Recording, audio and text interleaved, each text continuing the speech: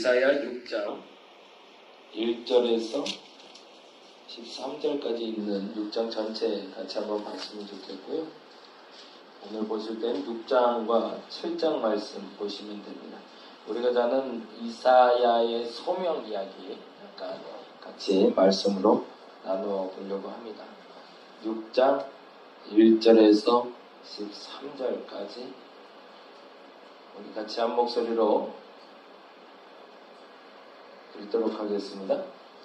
우시야 왕이 죽던 해에 내가 본즉 주께서 높이 들린 보좌에 앉으셨는데 그의 옷자락은 성전에 가득하였고 스랍들이 모시고 섰는데 각기 6 날개가 있어 그 둘러는 자기 얼굴을 가리었고 그 둘러는 자기의 발을 가리었고 그 둘러는 날며 서로 불러 이르되 거룩하다 거룩하다 거룩하다 만군의 여호와여 그의 영광이 온 땅에 충만하도다 하더라.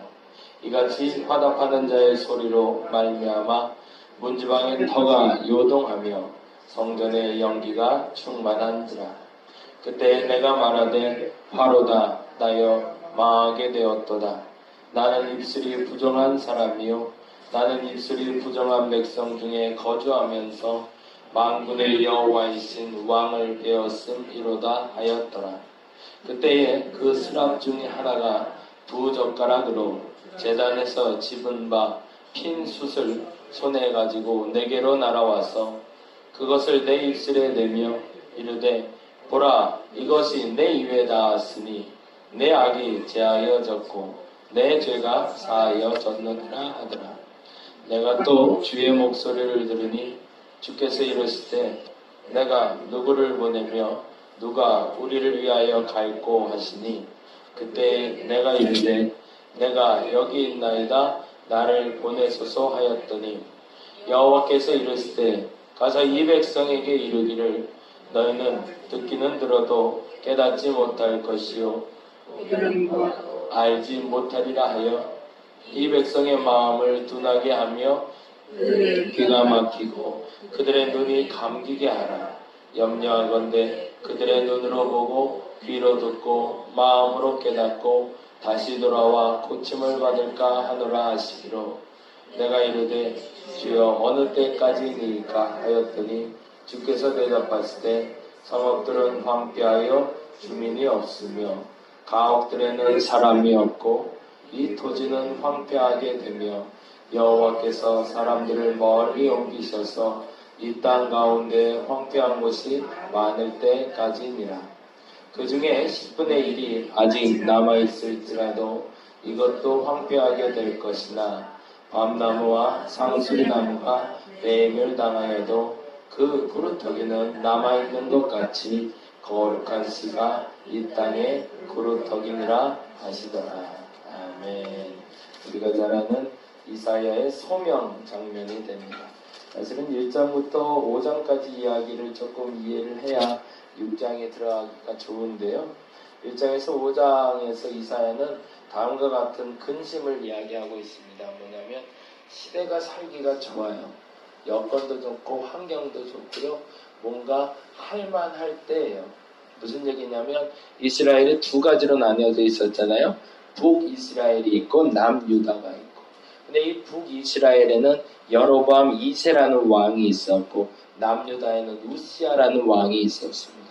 그런데 참 재미난 일은 이 여로보암 2세 때도 마찬가지고 이 우시야 때도요 가장 큰 번영기를 누릴 때입니다. 우리말로 말하면은 1980에서 90년대 넘어갈 쯤이라고 볼까요? 정말 어렵게 살다가 정말 어렵게 아무것도 없는 상태에서 무의 상태에서 사람들이 다시 시작하는 것처럼 보였는데 시작해서 그 절정기에 이르렀을 때 북이스라엘 같은 경우에는 예후 왕조가 들어서서 그 탄탄한 왕조 시대가 3대에 이르러 가장 절정기에 이를 때였고 우시야라는 왕이 남유다에 들어서서 약 50년 동안 다스리며 태평성대를 이룰 때입니다. 근데 문제는 살기는 좋아졌는데 영적으로는 가장 타락했던 거예요. 근데 이게 문제라고 여기는 사람이 아무도 없었던 거예요. 사람들 생각에는 하나님이 복을 주셔서 내가 부유해지고 풍요롭게 느낀다고 생각할 뿐이지, 그것이 죄의 근원이 돼서 나를 썩게 만든다는 걸 스스로 알지 못했던 거죠. 우리가 가지고 있는 이 누림이 나를 죄된 자리로 이끌어가고 있고, 그 누림이 나로 하나님을 멀리하게끔 하고 있음을 스스로 자각하지 못하고, 마치 암덩어리가 내 마음속에서 내 육신에서 자라고 있는데 그 암이 자라고 있는지 내가 비대해지고 있는지 건강한지를 모르고 있던 상태가 이 상태였던 겁니다. 이 상태를 정확히 짚어낸 게 사실은 루터가 종교교회 갔던 그 시대였습니다. 1517년에 비텐베르크에서 그가 강의를 시작할 때 강의의 첫 번째 강의 초록은 로마서 주석이었다고 합니다. 그래서 로마서를 강의하는데 로마서를 읽다 보니까 근심에 빠지기 시작한 겁니다. 왜냐면요, 로마서를 읽다 보니까 말씀대로 교황청도 그리스도인들도 살아가는 모습이 하나도 없는 겁니다. 말씀을 바로 읽다 보니까, 말씀을 그냥 옛날에는 복된 말씀이라고 읽을 때는 사실은 몰랐는데, 말씀을 제대로 읽다 보니까 내가 살고 있는 이 땅이 얼마나 타락한 세상인지를 알게 된다는 거죠. 그래서 참다 못해서 답답한 마음에 학자들에게 요청을 한 겁니다. 내가 로마서를 그동안은 몰랐는데 이걸 학생들을 가리키려고 읽다 보니까 세상이 이렇게 돌아가면 안 되는 거네. 이거 어떻게, 이거 우리 같이 한번 바꿔봐야 되지 않겠어? 뭐가 문제인지 우리 같이 모여서 회의하자, 토론하자. 그게 1517년 10월 30일에 있었던 종교개혁의 시발점입니다. 이사야도 똑같았던 겁니다. 남들은 다 괜찮다고 하는데 이사야는 아닌 것 같은 거예요. 아무리 생각해도 이렇게 되면 안 될 것 같은 거예요. 그래서 그 답답한 마음에 사람들에게 선포하기 시작했는데, 그때 하나님의 영이 임해서 하나님의 말씀을 선포하기 시작했던 겁니다. 근데 무서운 일이 벌어지기 시작해요. 그가 시작하는 그 시점부터 북이스라엘이라는 나라가 점점 멸망해가는 모습을 보기 시작하는 겁니다. 그래도 희망이 있다고 생각했어요. 왜냐하면 북이스라엘은 멸망하고 있었지만 남유다의 왕인 우시아는 건재하게 살아있었거든요. 그래서 북이스라엘 패망을 보면서 저 악한 백성들은 패망할지라도 우리 남유다는 하나님 앞에 바로 서면 승승장구할 수 있을 것이라고 이사야는 생각을 했던 겁니다. 근데 문제가 발생했어요. 이 우시아라는 왕이 교만해져서 하나님의 성소에 들어가 스스로 예배하려고 그러다가 우리 말대로 문둥병, 나병에 걸리고 말하거든요. 그러고 나서 7일을 할 수가 없게 돼요. 그때까지는 그래도 이사야가 기대를 걸었던 것 같아요. 어떤 기대냐면, 그래도 이 성군 우시아가 회개하고 돌아오면 나병도 날 것이고 다시 나라가 회복될 것이라고. 그런데 6장 1절에 다음과 같이 적혀 있습니다. 같이 한번 읽어볼까요? 같이 한번 읽겠습니다. 시작. 우시아 왕이 죽던 해에, 거기다가 줄을 좀 쳐주세요. 이게 이사야에게는 절대절명의 위기의 상황이 나와 있는 상황입니다. 기대를 했었거든요. 우시아가 살아날 줄 알았거든요. 다시 회복해서 나라의 번영뿐만 아니라 영적인 회복을 가져올 줄 알았는데 그가 죽어버린 거예요. 이건 마치 나라가 멸망하는 것과 똑같은 체감의 온도로 이사야가 경험하고 있었던 겁니다. 근데 그 허망한 때에 이사야의 행동이 멋있습니다. 6장 1절입니다. 같이 한번 읽어보겠습니다. 우시아 왕이 죽던 해에 내가 본즉 주께서 높이 들린 보좌에 앉으셨는데 그의 옷자락은 성전에 가득하였고, 가장 절망의 순간에 이사야는 어디로 왔다는 거죠? 성전을 찾아갔다는 거죠. 저와 여러분의 마음의 자세가 거기에 있기를 바랍니다. 가장 바닥에 이르렀을 때 그 바닥에 여러분이 서 있는 자리는 성전이길 바랍니다. 그 성전은 거추장스럽게 거대하고 그리고 남들이 화려하게 세우는 그 성전이 아니라 여러분이 기도할 수 있는 장소를 말합니다. 여러분이 하나님을 만날 수 있는 장소입니다. 가장 바닥으로 내려갔다, 희망이 없다, 할 수 없다 여기는 그 순간에 여러분의 마지막 발걸음이 성전이 되시길 바랍니다. 그리고 그때 이사야는 비로소 하나님의 영광을 경험하게 됩니다. 그리고 나서 다음과 같은 이야기를 듣게 되죠. 5절 말씀입니다. 같이 읽어보겠습니다. 그때에 내가 말하되 화로다 나여 망하게 되었도다. 나는 입술이 부정한 사람이요 나는 입술이 부정한 백성 중에 거주하면서 만군의 여호와이신 왕을 배웠음이로다 하였더라. 왜 이 말을 했을까요? 이사야의 마음속에 이사야가 지금까지 선포한 얘기는 무슨 얘기만 했기 때문에 심판이 있을 것이다. 공의롭지 못하다. 비판적인 얘기만 했겠죠. 왜요? 성경의 보언이 지금 살아가는 모습이 성경대로 살아가질 않으니까 너희들 이렇게 살면 안 돼라는 얘기를 계속 하고 않았으니 이 부정한 입술을 갖고 온 내가 결국에 하나님 앞에 죽임을 당해야겠구나 라고 생각했던 것이 이사야의 마음이었던 겁니다. 그러니 이 부정한 사람 나는 이제 하나님을 배웠으니 나는 죽을 수밖에 없구나. 근데 이걸 다른 말로 하면 하나님의 영광을 체험했을 때 첫 번째 경험은 죄에 대한 깨달음이라는 겁니다. 하나님의 영광을 깨달았을 때 감사할 것 같은데요. 죄송하지만 우리가 진짜 하나님을 만나면 첫 번째 터져 나오는 이야기는 하나님 감사합니다가 아니라 하나님 용서하여 주옵소서가 나온다는 거죠. 네, 본연의 나의 모습이 드러나니까. 갑자기 부끄럽게 벌거벗은 내 모습이 하나님께 드러나는 걸 스스로 이제는 발견하는 겁니다. 그리고 얼마나 지저분한 내 모습을 보게 되니 우리가 이 고백을 할 수 있는 거죠. 이건 진짜 하나님을 만났을 때 나타나는 현상입니다. 절망 가운데 있다면, 문제거리가 있다면 그 문제를 가지고 우리는 하나님께 나와야 된다는 걸 다 알고 있습니다. 근데 정작 그 문제를 해결하기 위해서 나의 첫 번째 자리는 어디였을까요? 사람에게 드러나지 않나요? 머릿속으로 구상하지 않나요? 그 전에 하나님께 나와야 되는데 우리는 내 머리를 굴리기 시작합니다. 어떻게든 빠져나가 보려고. 어떻게든 방법을 찾아보려고 내가 아는 지인들에게 전화를 돌리기 시작합니다. 어떻게든 상황을 한번 벗어나 보려고. 물론 나쁘지 않죠. 근데 옳은 방법이 아니라는 거죠. 하나님 앞에 먼저 나오시기 바랍니다. 그리고 하나님 앞에 엎드리시기 바랍니다. 근데 죄송한데 그렇게 나왔을 때 바로 하나님의 문제 해결의 열쇠를 주는 게 아니더라는 거예요. 뭐부터 해야 될까요? 나의 죄를 깨닫게 하실 겁니다. 내가 그토록 하나님께 의지했어야 되는데 의지하지 못했음을, 바로 서지 못했음을, 온전하지 못했음을 고백하는 나를 먼저 보기를 원하십니다. 왜요? 그 다음 절 때문이죠. 그 다음 절에 이렇게 얘기하죠. 같이 읽어봅니다. 7절 보겠습니다. 7절 같이 읽겠습니다.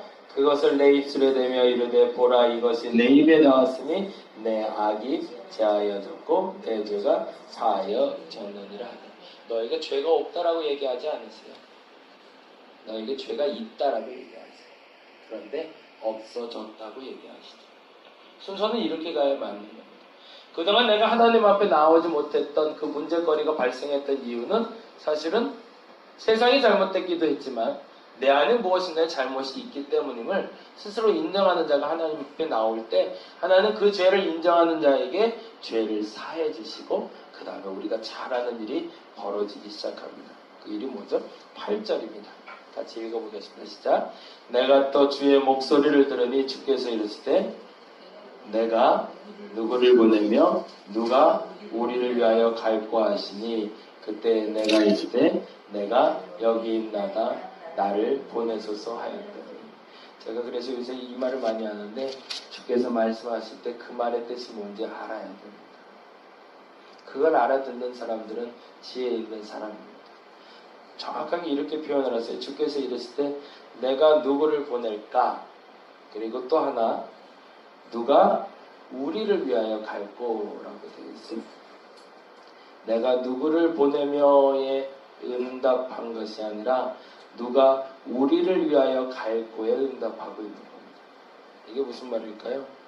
사명 받는 것이 중요한 것이 아니라 하나님을 위하여 일하고 싶은 열정이 이사야에게 시작이 된 거죠. 지금 뭐 때문에 나와 있죠? 내 문제 때문에 나와 있거든요. 근데 결론은 어떻게 가는 거죠? 내 문제 해결이 아니라 하나님의 일을 하기를 원하는 거죠. 근데 그게 궁극적으로는 문제 해결의 열쇠랍니다. 공식처럼 다시 한번 정리를 합니다. 우리가 문제가 있을 때 문제 해결의 열쇠는 누구에게 있죠? 하나님께 있습니다. 그러면 어디로 가야 될까요? 하나님께 가야 됩니다. 전화기 먼저 들면 안 됩니다. 생각부터 하면 안 됩니다. 근데 머리는 자연스럽게 빨리빨리 돌아가기 시작해요. 순간적으로 머리부터 돌아가기 시작해요. 근데 그때 순간적으로 우리도 스스로 판단해야 됩니다.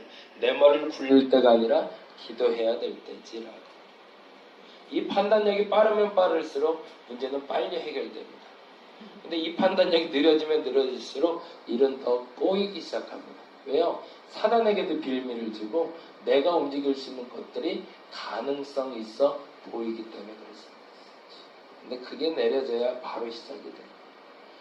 문제가 발생했을 때 하나님 앞에 먼저 주여라고 말할 수 있어요. 그러면 여러분의 죄를 깨닫게 해주실 겁니다. 그러나 그 죄를 깨닫는 그 순간에 하나님 그 죄를 용서해 주실 겁니다.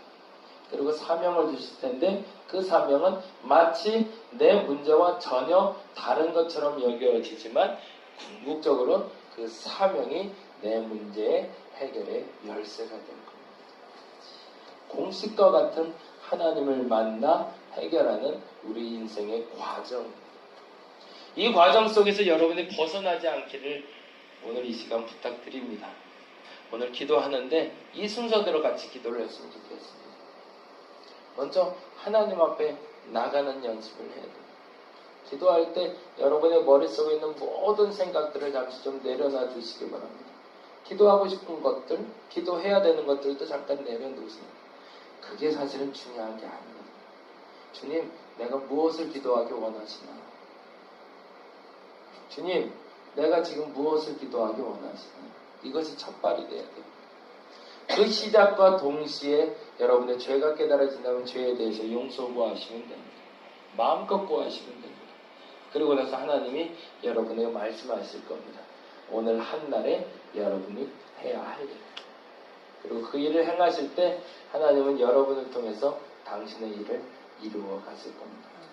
단순한 공식인데 하지 못했던 것. 오늘 이 시간에 시행함으로 말미암아 하나님의 복을 이룰 수 있는 저와 여러분이 되기를 간절히 바랍니다. 기도하겠습니다. 정해진 공식처럼 하나님은 우리를 만나기 원하시는데 안타깝게도 그 정해진 공식대로 우리는 문제를 풀지 않습니다. 수학 문제를 풀 때 공식이 있습니다. 그리고 그 공식에 대입하면 답이 나옵니다. 근데 문제는 수학 문제 풀듯이 우리 인생의 문제도 하나님 앞에 공식이 있는데 공식대로 풀지 않고 내 마음대로 풉니다. 그리고 오답을 정답이라고 자꾸 우깁니다. 그러지 말아야 되는데 오답은 오답입니다. 그렇게 적당히 해서 정답이 나올 수가 없습니다. 정석대로 기도하게 하여 주옵시고 정석대로 응답받게 하여 주시옵소서. 오늘 이 시간 주께서 함께 하실 줄로 믿습니다. 저들의 기도 가운데 역사하여 주시옵소서. 감사합니다. 고마우신 예수님 이름으로 기도드렸습니다. 같이 기도하고